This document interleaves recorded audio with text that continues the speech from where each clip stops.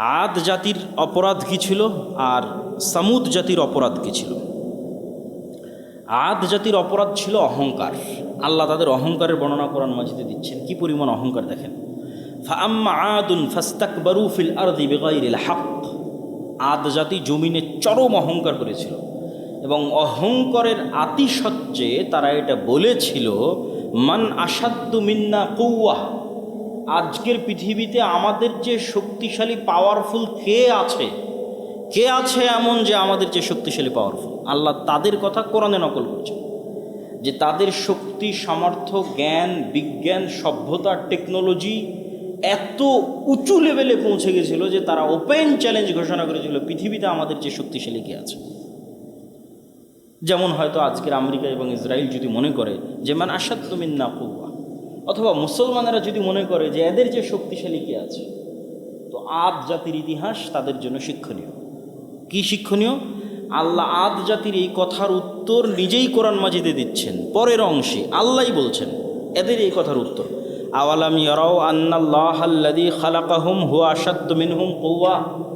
তারা কি জানে না যে তারা যতই শক্তিশালী হোক, তাদের সৃষ্টি কে করেছে?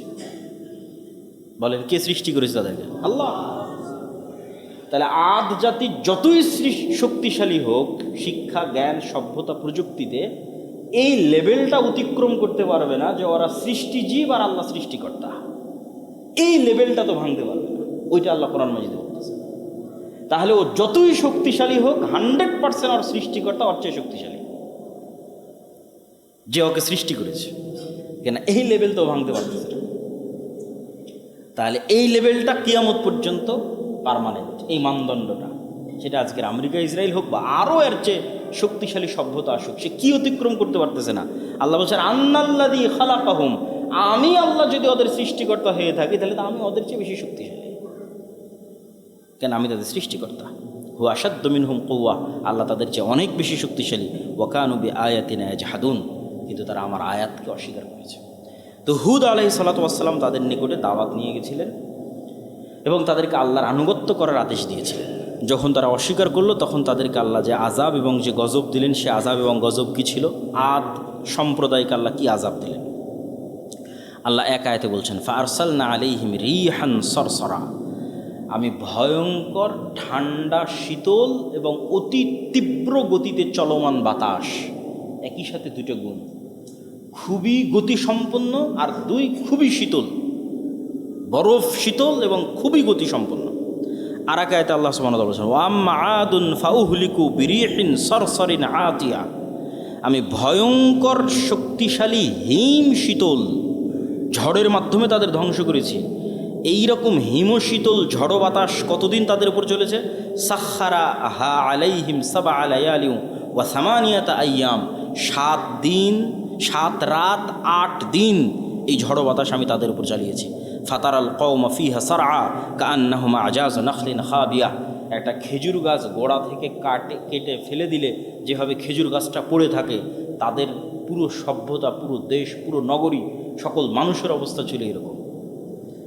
এইরকম ভয়ঙ্কর ঝড়ো বাতাস আমি তাদের উপর পাঠিয়েছিলাম। অনেক মুফাসসিরিন ইকরাম লিখেছে যে বাতাসের তীব্রতা এমন ছিল যে আসলেই আল্লাহ যে উদাহরণ দিয়েছেন ওই রকমই ঘটেছে। মানে এই পুরো বিল্ডিং যেই দিক দিয়ে বাতাসের তীব্রতা গেছে, করাতের মতো কেটে গেছে। মানুষের শরীরের মধ্যে দিয়ে ঢুকে গেছে, তো মানুষের শরীর কেটে গেছে। বাড়ি ঘরের উপর দিয়ে চলে গেছে, তো ওইটা কেটে গেছে। আল্লাহ যে উদাহরণটা, এক্সাম্পলটা দিয়েছেন যে কাটা খেজুর গাছের ন্যায় তারা পড়েছিল। তো এটাকে অনেক মুফাসসিরিন ইকরাম বাস্তব অর্থে ধরেছেন যে বাতাসের গতির তীব্রতা এটা সংঘটিত হয়েছে। তাহলে আদ জাতিকে আল্লাহ সুবহানাহু ওয়া তাআলা এভাবে ধ্বংস করলেন। এরপরে কোন জাতিকে আল্লাহ ধ্বংস করেছেন? সামুদ জাতি। আচ্ছা, আদ জাতি কোথায় বসবাস করত?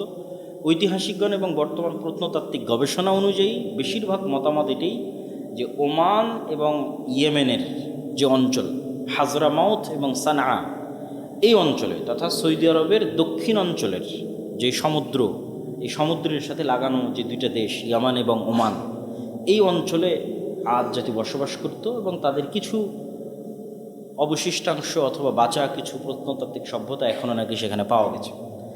এই ধরনের কথাগুলো নিশ্চিত করে বলা কঠিন যে আসলে এক্সাক্ট তারা কোথায় বসবাস করত। কিন্তু তারপরেও যেহেতু আলোচনা বোঝার সুবিধার্থে বলা দরকার তাই বলতেছি। আর নূহ আলাইহিস সালাতু ওয়াস সালামের কওম কোথায় বসবাস করতো? ইরাকে বেশিরভাগ। আর নূহ আলাইহিস সালামের কওমের পরে আসলাম আদ জাতি, এরা বসবাস করতো ওমান এবং ইয়েমেনে। এখন আসছি কাদের আলোচনায়? সামুদ জাতি। এবং আমাদের আলোচনা আমরা সময়ের ধারাবাহিকতায় সাজিয়েছি, যে কে আগে ধ্বংস হয়েছে, কে পরে ধ্বংস হয়েছে। ওই ধারাবাহিকতার সাথে আমরা সময়টা বুঝতে পারবো আর লোকেশনও বুঝতে পারবো। সামুদ জাতি কোথায় বসবাস করত? সামুদ জাতি বসবাস করত বর্তমান সৌদি আরবের উত্তর দিকে মিশর সীমান্তবর্তী একটা অঞ্চল আছে, যেটা মাদাইন সালেহ নামে পরিচিত। এখন ওখানে তারা পর্যটন এরিয়া তৈরি করেছে, আল ওলা, বিশাল পর্যটন এরিয়া তৈরি করেছে। এই অঞ্চলগুলোকে সামনে রেখে, যে অঞ্চলগুলোতে আল্লাহ অভিশপ্ত জাতিদের ধ্বংস করে দিয়েছিলেন, যে অঞ্চলে রাসূল সাল্লাল্লাহু আলাইহি ওয়াসাল্লাম তাবুকের যুদ্ধের জন্য গেছিলেন, সেটা সামুদ জাতির অঞ্চল। তো সামুদ জাতিকে আল্লাহ সুবহানাহু ওয়া তাআলা কীভাবে ধ্বংস করলেন? ওয়াইলা সামুদ আখাহুম সালেহ, সামুদ জাতির নিকটে পাঠিয়েছিলাম সালেহকে নবী হিসেবে। ক্বালা ইয়া কওমি ইবুদুল্লাহ মা লাকুম মিন ইলাহিন গায়রুহু, হে আমার জাতি, আল্লাহর ইবাদত করো, আল্লাহ ব্যতীত অন্য কারো আনুগত্য করিও না। আর আমি আল্লাহর পক্ষ থেকে তোমাদের জন্য একটা নিদর্শন নিয়ে এসেছি। ঘটনা হচ্ছে, যখন সালেহ আলাইহিস সালাতু ওয়াস সালাম তাদেরকে দাওয়াত দেওয়া শুরু করলেন, তখন তারা সালেহ আলাইহিস সালাতু ওয়াস সালামের কাছে দেখতে চাইল যে তুমি যে নবী, তার প্রমাণে তুমি কিছু হাজির করো। তো আল্লাহর মূলনীতি হচ্ছে, যখনই কোনো স্পষ্ট প্রমাণ আল্লাহ দিয়ে দেন, তখন গজব অবশ্যম্ভাবী যদি অস্বীকার করে। স্পষ্ট প্রমাণ আসার পর গজব অবশ্যম্ভাবী যদি অস্বীকার করে। এই জন্য সাধারণত নবী রাসূলদের কাছে স্পষ্ট প্রমাণ চাইতে হয় না, তাদের দাওয়াতের উপরে ঈমান আনতে হয়, যেটা উম্মতে মুহাম্মাদি করেছে, যেটা উম্মতে মুহাম্মাদি মুহাম্মদ সাল্লাল্লাহু আলাইহি ওয়াসাল্লামের দাওয়াতে ঈমান আনয়ন করেছে, এটাই হওয়া উচিত। কিন্তু যখন আপনি নবীকে বলবেন আপনি কিছু করে দেখান, আপনি যে নবী, তখন যদি নবী কিছু করে দেখায় আর আপনি যদি তারপরও অস্বীকার করেন, তাহলে গজব 100% কনফার্ম। তো যখন তারা বললো যে আপনি কিছু আলামত দেখান, তারা অনেক চ্যালেঞ্জ মোবাহলা অনেক কিছু করার মাধ্যমে সালেহ আলাইহিস সালাতু ওয়াস সালাম একদম শূন্য থেকে, কোনো বর্ণনায় পাথরের মধ্যে থেকে, কোনো বর্ণনায় মাটি ফেড়ে, কোনো বর্ণনায় পাহাড় থেকে, তথা একদম নতুন, মানে কোনো কিছুর সন্তান হিসেবে নয়, একটা উটনি উপস্থিত করলেন। তারা খেলতামাশায় মত্ত আছে, যেমন বিশ্বকাপ ফুটবল গেল, তারা কি নিজেদের নিরাপদ মনে করে নিয়েছে যে তারা আল্লাহর আযাব থেকে মুক্ত? আফা আমিনু মাকরাল্লাহ ফালা ইয়ামানু মাকরাল্লাহি ইল্লাল কওমুল খাসিরুন। কে আছে এমন যে নিজেকে আল্লাহর পাকড়াও থেকে মুক্ত মনে করে, নিরাপদ মনে করে? একমাত্র ওই ব্যক্তি নিজেকে নিরাপদ মনে করতে পারে যে ক্ষতিগ্রস্ত।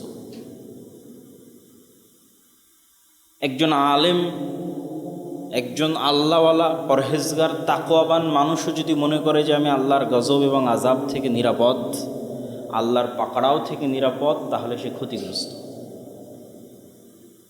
এটা একটা মানদণ্ড সেট করা হয়েছে, কেউই যেন নিজেকে আল্লাহর আযাব এবং গজব থেকে নিরাপদ মনে না করে। যেই নিজেকে নিরাপদ মনে করবে সে ক্ষতিগ্রস্ত।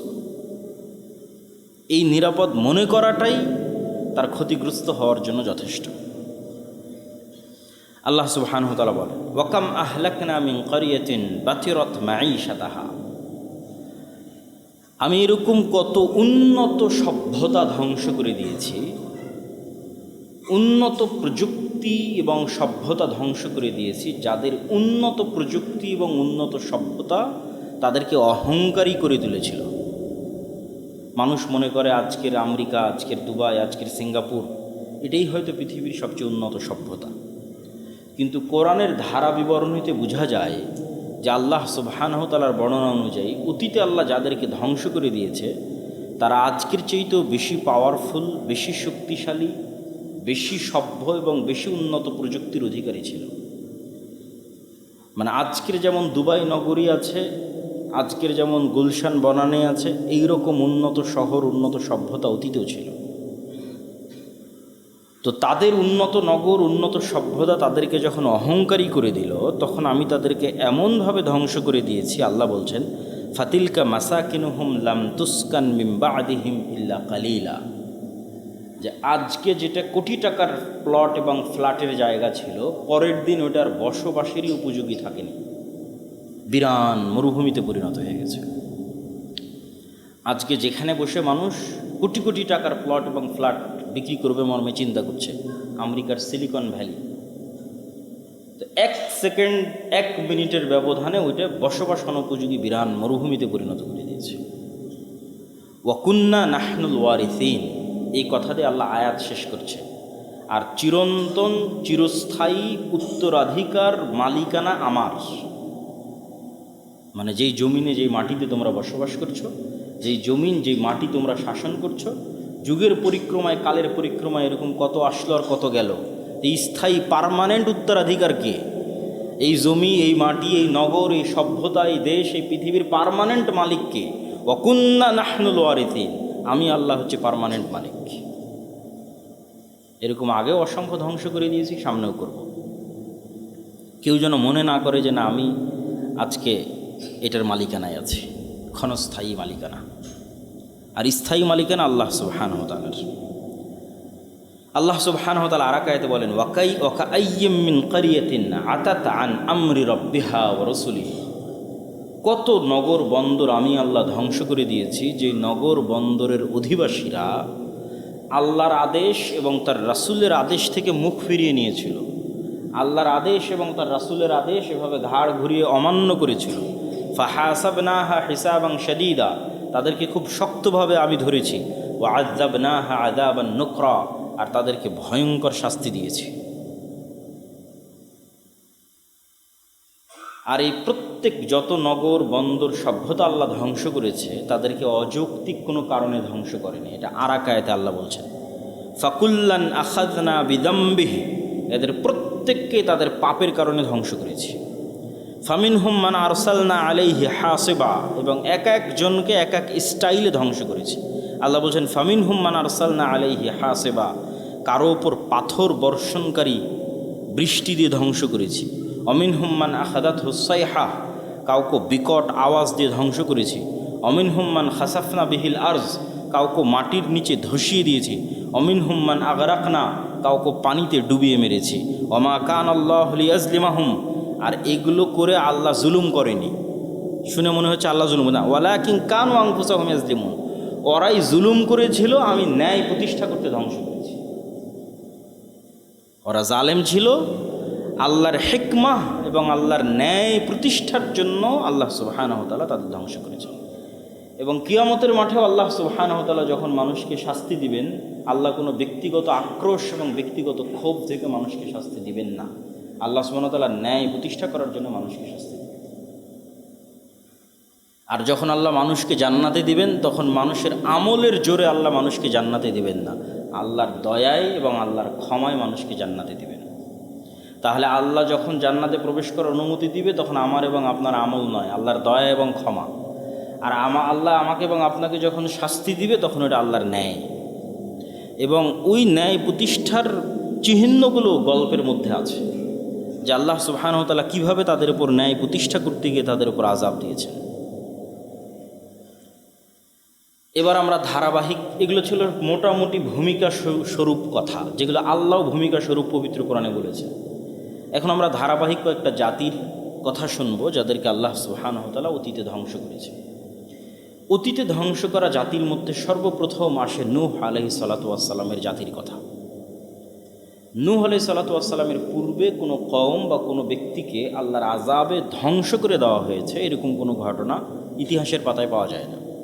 মানুষ গুনাহ করেছে, পাপ করেছে, কিন্তু সেভাবে আযাব এবং গজবে কোনো ব্যক্তি এবং জাতি ধ্বংস হয়ে গেছে, তার ইতিহাস কোরআনে অথবা অন্য কোথাও উল্লেখিত নাই। তাহলে পৃথিবীতে সর্বপ্রথম অভিশপ্ত জাতি হচ্ছে নূহ আলাইহিস সালাতু ওয়াস সালামের জাতি। আর নূহ আলাইহিস সালাতু ওয়াস সালামের বর্ণনা আল্লাহ সুবহানাহু ওয়া তাআলা কোরআন মাজিদে এভাবে দিচ্ছেন, বিভিন্ন আয়াতে বিভিন্নভাবে এসেছে, আমরা সারমর্ম বলছি আর কি।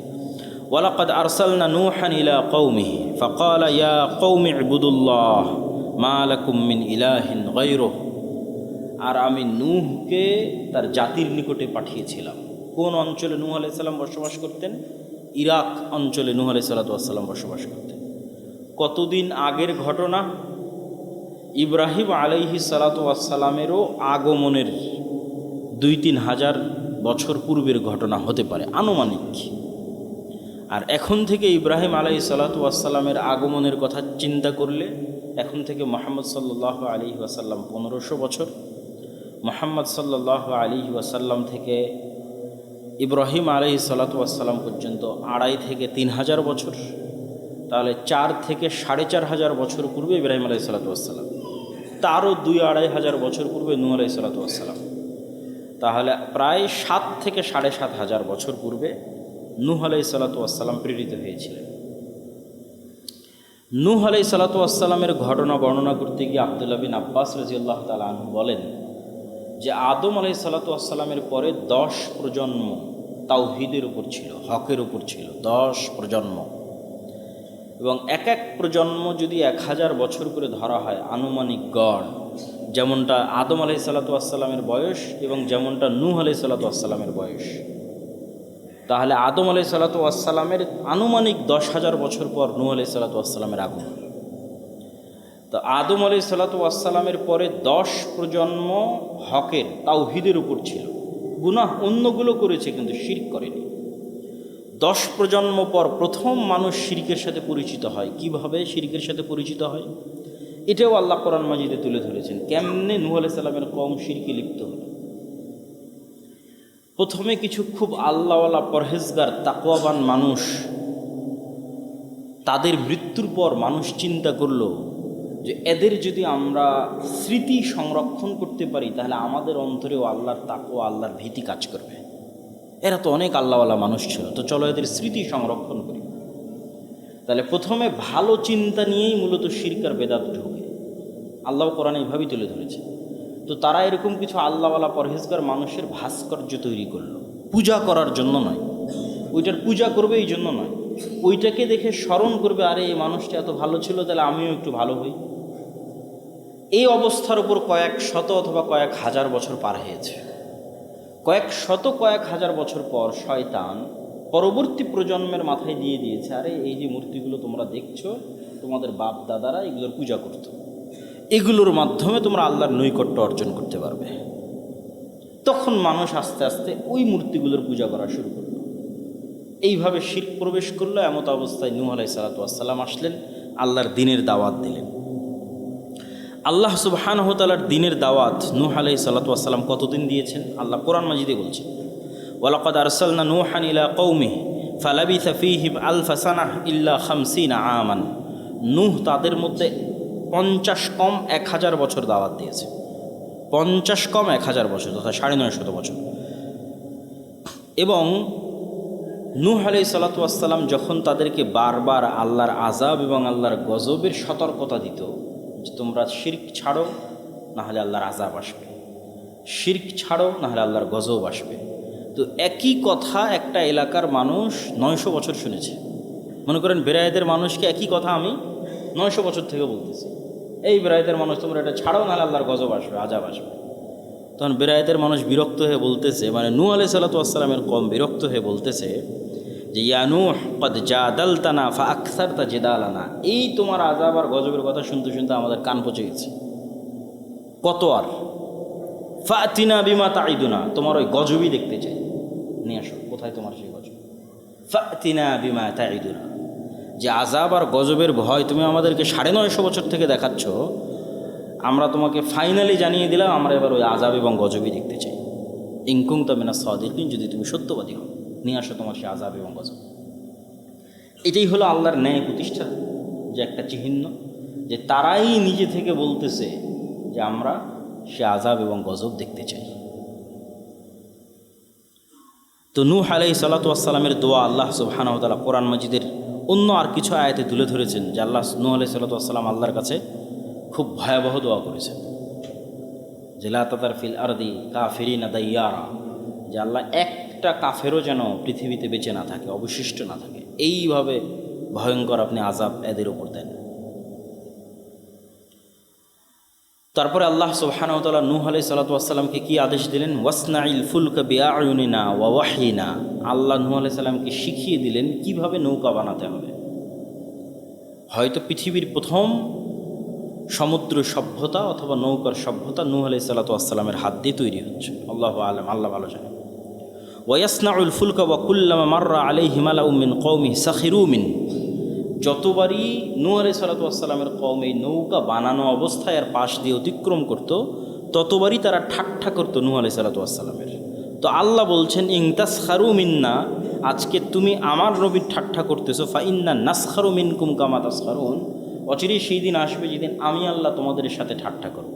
তো আল্লাহর ঠাট্টা তো অনেক ভয়ঙ্কর, অনেক ভয়াবহ। ফাসাউফা তা'লামুনা মান ইয়াতিহি আযাবুন ইউখজিহ, সেই দিন তোমরা বুঝতে পারবে যে আল্লাহ সুবহানাহু ওয়া তাআলার আযাব কেমন। এবার আল্লাহ নূহ আলাইহিস সালাতু ওয়াস সালামকে আদেশ দিলেন, হাত্তা ইযা জাআ আমরুনা ওয়া ফারাত তান্নুর কুল নাহমিল ফিহা মিন কুল্লিন যাওজাইন ইসনাইন, প্রত্যেক প্রাণী থেকে এক জোড়া করে নৌকায় উঠিয়ে নাও। ওয়া আহলাকা ইল্লা মান সাবাকা আলাইহিল কওল, আর যারা ঈমান আনয়ন করেছে তাদের উঠিয়ে নাও।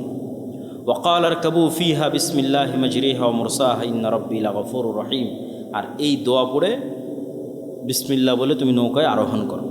ওয়া হিয়া তাজরি বিহিম ফি মাউজিন কাল জিবাল ওয়া নাদা নূহুন ইবনুহু, আর এই নৌকা চলতে লাগলো এমন ঢেউয়ের মধ্যে দিয়ে যে ঢেউয়ের উচ্চতা ছিল পাহাড় সম পরিমাণ। ওয়া হিয়া তাজরি বিহিম ফি মাউজিন কাল জিবাল, যে ঢেউয়ের উচ্চতা ছিল পাহাড় সম পরিমাণ। কত উঁচু পাহাড় সম পরিমাণ, আল্লাহু আ'লাম। এবং সকল মুফাসসিরিনে কেরাম একমত যে সারা পৃথিবী পানিতে ডুবে গেছিল এবং সারা পৃথিবীর কোথাও কোনো উঁচু জায়গা বাকি ছিল না, তথা নিচে শুধু পানি আর উপরে শুধু আকাশ। তথা আজকের যে মহাসমুদ্রগুলো আছে, মনে করেন পুরো পৃথিবী মহাসমুদ্র, বড় বড় মহাসমুদ্র আছে, মনে করেন পুরো পৃথিবী মহাসমুদ্র হয়ে গেছে, আর উপরে শুধু আকাশ আছে। তো নূহ আলাইহিস সালাতু ওয়াস সালাম তার ছেলেকে ডাক দিয়ে বলল, ওয়া কানা ফি মা'জিলি ইয়া বুনাইয়া ইরকাব মা'না, হে বৎস আমাদের সাথে নৌকায় উঠো। ওয়ালা তাকুম মিনাল মা'আল কাফিরিন, কাফিরদের অন্তর্ভুক্ত হয় না। ক্বালা সাআবি ইলা জাবালিন ইয়াসুমি মিনাল মা, সে বলল, বাবা আমি এত উঁচু পাহাড়ে আশ্রয় নিব যেখানে তোমার পানি পৌঁছতে পারবে না। তখন নূহ আলাইহিস সালাম বললেন, লা আসিমাল ইয়াউমা মিন আমরিল্লাহ, আজকে আল্লাহর গজব থেকে আশ্রয় দিবে এরকম কোনো উঁচু পাহাড় এবং উঁচু গাছ বাকি থাকবে না। ওয়াহালা বাইনাহুমাল মাউজু ফাকানা মিনাল মুগরাকিন, এইভাবে আল্লাহ নূহ আলাইহিস সালাতু ওয়াস সালামের কওমকে ধ্বংস করে দিলেন। যখন পুরো কওম ধ্বংস হয়ে গেল, আল্লাহ বললেন, ইয়া আরদু বলঈ মাআক, এই জমিন পানি সব শুষে নাও। ইয়া সামাউ ক্লাঈ, হে আকাশ বৃষ্টি বর্ষণ বন্ধ করে দাও। ওয়াগিজাল মা ওয়াকুজিয়াল আমর, ধীরে ধীরে পানি কমতে লাগলো। ওয়াস্তাওয়াত আলাল জুদি, এবং জুদি নামক পাহাড়ে নূহ আলাইহিস সালাতু ওয়াস সালামের নৌকা থামলো। যেটা মনে করা হয় যে তুরস্কের আরারাত যে পাহাড়, সেই পাহাড়কে অনেক ঐতিহাসিক মনে করেন যে এটি সেই জুদি পাহাড় যেখানে নূহ আলাইহিস সালাতু ওয়াস সালামের নৌকা থেমেছিল। এটা গেল নূহ আলাইহিস সালাতু ওয়াস সালামের কওমকে আল্লাহ সুবহানাহু ওয়া তাআলা এইভাবে ধ্বংস করে দিলেন। এরপরে কোন কওমকে আল্লাহ ধ্বংস করেছেন? ঐতিহাসিকগণ এবং মুফাসসিরিনে কেরাম মোটামুটি একমত যে এরপরে যে কওমকে আল্লাহ ধ্বংস করেছেন সেটা হচ্ছে আদ জাতি, যাদের নিকটে আল্লাহ নবী হিসেবে পাঠিয়েছিলেন হুদ আলাইহিস সালাতু ওয়াস সালামকে। তারপরে আল্লাহ সুবহানাহু ওয়া তাআলা ধ্বংস করেছেন সামুদ জাতি, যাদের নিকটে আল্লাহ নবী হিসেবে পাঠিয়েছিলেন সালেহ আলাইহিস সালাতু ওয়াস সালামকে। তাদের পরে আল্লাহ ধ্বংস করেছেন লূত আলাইহিস সালাতু ওয়াস সালামের জাতিকে, যাদের নিকটে আল্লাহ নবী হিসেবে পাঠিয়েছিলেন লূত আলাইহিস সালাতু ওয়াস সালামকে, যিনি ইব্রাহিম আলাইহিস সালামের সমসাময়িক। তাহলে কি বোঝা গেল? ইব্রাহিম আলাইহিস সালাতু ওয়াস সালাম থেকে নিয়ে নূহের মাঝামাঝি তিনটে জাতি ধ্বংস হয়েছে। একটা নূহ আলাইহিস সালামের জাতি ধ্বংস হয়েছে, একটা আদ জাতি ধ্বংস হয়েছে, একটা সামুদ জাতি ধ্বংস হয়েছে। এগুলো ইব্রাহিম আলাইহিস সালামের পূর্বে। আর ইব্রাহিম আলাইহিস সালামের সমসাময়িক লূত আলাইহিস সালাতু ওয়াস সালামের জাতি। আদ জাতির অপরাধ কী ছিল আর সামুদ জাতির অপরাধ কী ছিল? আদ জাতির অপরাধ ছিল অহংকার। আল্লাহ তাদের অহংকারের বর্ণনা কোরআন মাজিদে দিচ্ছেন, কি পরিমাণ অহংকার দেখেন। ফাআম্মা আদুন ফাস্তাকবারু ফিল আরদি বিগাইরিল হক, আদ জাতি জমিনে চরম অহংকার করেছিল এবং অহংকারের আতিশয্যে তারা এটা বলেছিল, মান আসাদ্দু মিন্না কুওয়া, আজকের পৃথিবীতে আমাদের যে শক্তিশালী পাওয়ারফুল কে আছে এমন যে আমাদের যে শক্তিশালী পাওয়ারফুল। আল্লাহ তাদের কথা কোরআনে নকল করছেন যে তাদের শক্তি, সামর্থ্য, জ্ঞান, বিজ্ঞান, সভ্যতা, টেকনোলজি এত উঁচু লেভেলে পৌঁছে গেছিল যে তারা ওপেন চ্যালেঞ্জ ঘোষণা করেছিল, পৃথিবীতে আমাদের যে শক্তিশালী কে আছে। যেমন হয়তো আজকের আমেরিকা এবং ইসরায়েল যদি মনে করে যে মান আসাদ্দু মিন্না কুওয়া, অথবা মুসলমানেরা যদি মনে করে যে এদের যে শক্তিশালী কে আছে, তো আদ জাতির ইতিহাস তাদের জন্য শিক্ষণীয়। কি শিক্ষণীয়? আল্লাহ আদ জাতির এই কথার উত্তর নিজেই কোরআন মাজিদে দিচ্ছেন। পরের অংশে আল্লাহই বলছেন এদের এই কথার উত্তর, আওয়ালাম ইয়ারাউ আন্নাল্লাহাল্লাযী খালাকাহুম হুয়া আশাদ্দু মিনহুম কুওয়া। তারা কি জানে না যে তারা যতই শক্তিশালী হোক তাদের সৃষ্টি কে করেছে? বলেন, কে সৃষ্টি করেছে তাদেরকে? আল্লাহ। তাহলে আদ জাতি যতই শক্তিশালী হোক শিক্ষা, জ্ঞান, সভ্যতা, প্রযুক্তিতে, এই লেভেলটা অতিক্রম করতে পারবে না যে ওরা সৃষ্টিজীব আর আল্লাহ সৃষ্টিকর্তা। এই লেভেলটা তো ভাঙতে পারবে না। ওইটা আল্লাহ কোরআন মাজিদে বলতেছে। তাহলে ও যতই শক্তিশালী হোক 100% ওর সৃষ্টিকর্তা ওর চেয়ে শক্তিশালী, যে ওকে সৃষ্টি করেছে। কেন এই লেভেল তো ভাঙতে পারতেছে না। তাহলে এই লেভেলটা কিয়ামত পর্যন্ত পার্মানেন্ট, এই মানদণ্ডটা। সেটা আজকের আমেরিকা, ইসরায়েল হোক বা আরও এর চেয়ে শক্তিশালী সভ্যতা আসুক, সে কি অতিক্রম করতে পারতেছে না।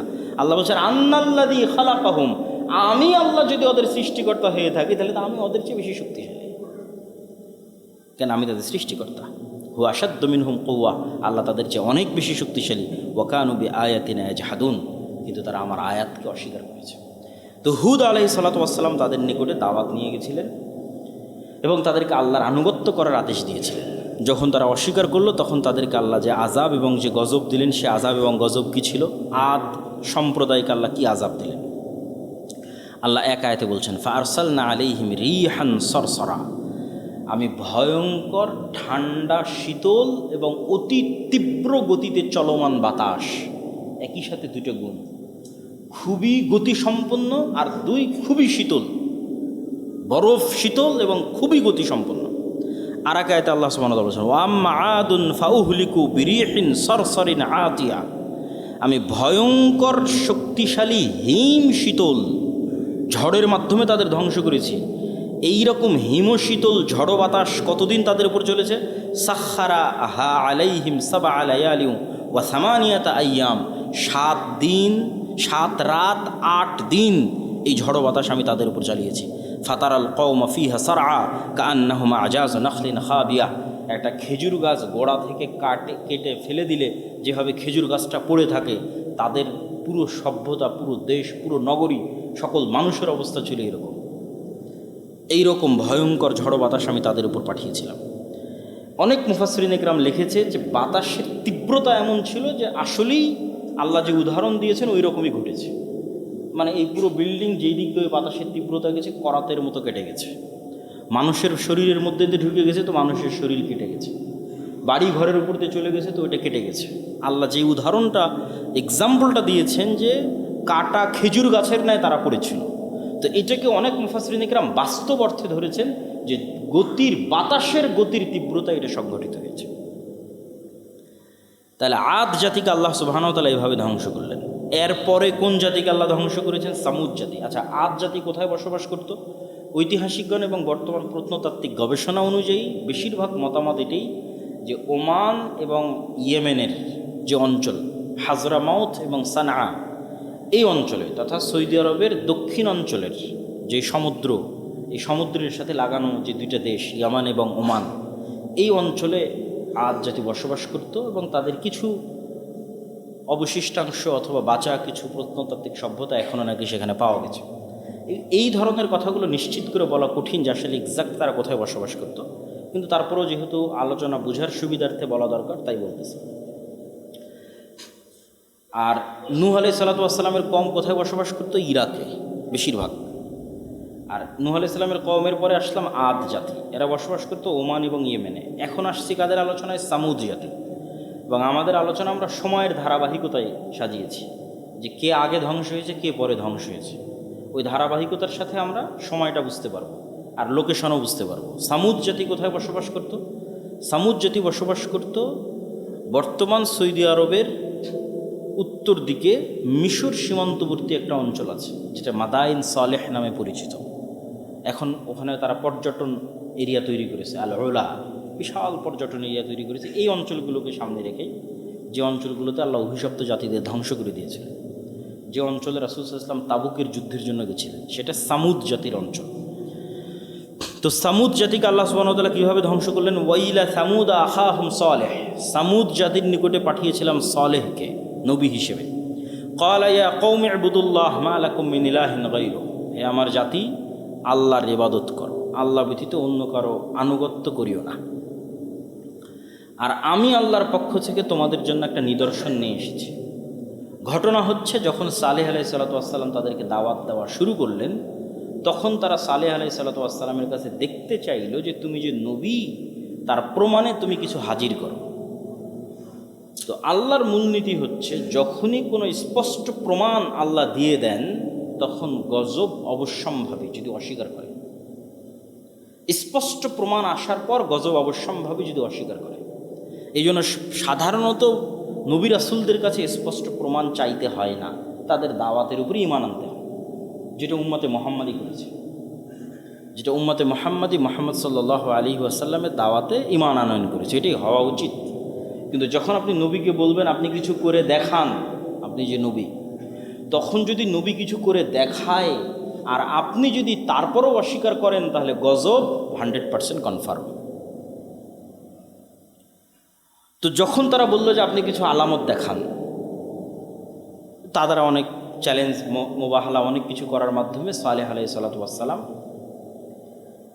একদম শূন্য থেকে, কোনো বর্ণনায় পাথরের মধ্যে থেকে, কোনো বর্ণনায় মাটি ফেড়ে, কোনো বর্ণনায় পাহাড় থেকে, তথা একদম নতুন, মানে কোনো কিছুর সন্তান হিসেবে নয়, একটা উটনি উপস্থিত করলেন।